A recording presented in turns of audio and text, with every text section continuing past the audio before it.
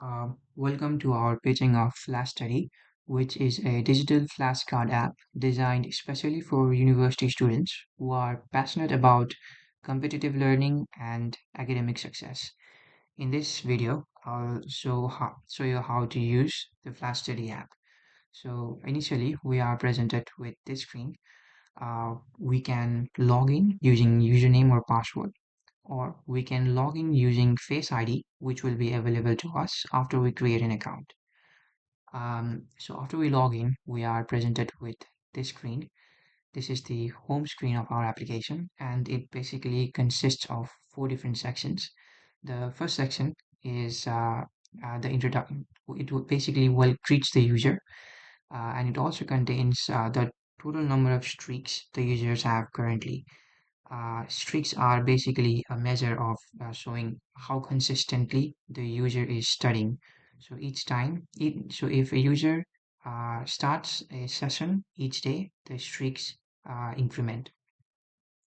The other section is decks.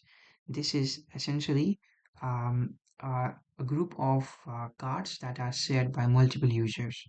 So for instance, this card is named Java Core, uh, in and it says that there are 356 participants. So this card has been attempted by 356 different people. It also shows us many information like the difficulty level and the total number of questions in this card. It will also show us our rank once we attempt this card. The third section is custom decks. So these are the cards that we create. We can these are our personal cards which we can create after clicking this button. So the fourth section consists of all the other features which I will get to shortly. So um, if we click add a custom card, we are basically presented with this page. In this page, we can create our own new card.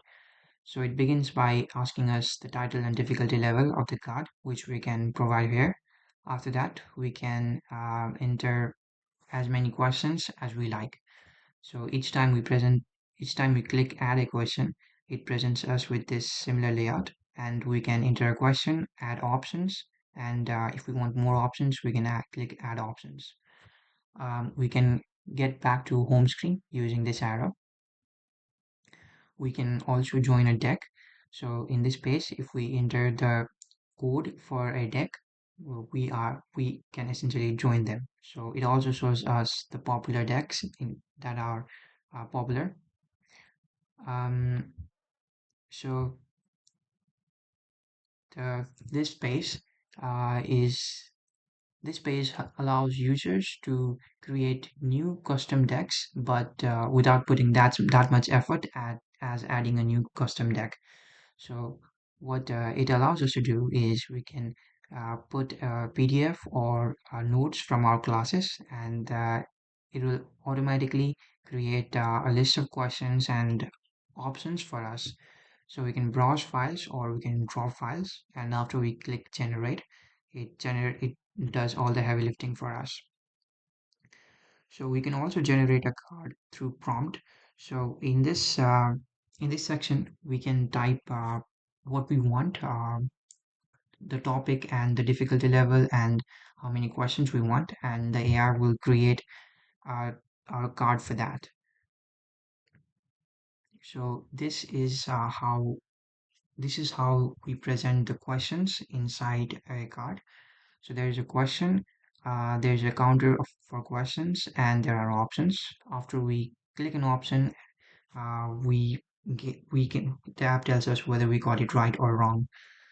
We can also flag the question, which essentially saves bookmarks that question. We can uh, go to the next question and the previous question, clicking these two buttons. And there is also a button for analyze. If we click this, it shows us the same question, but this time it shows us how many people got it wrong and how many people got it right.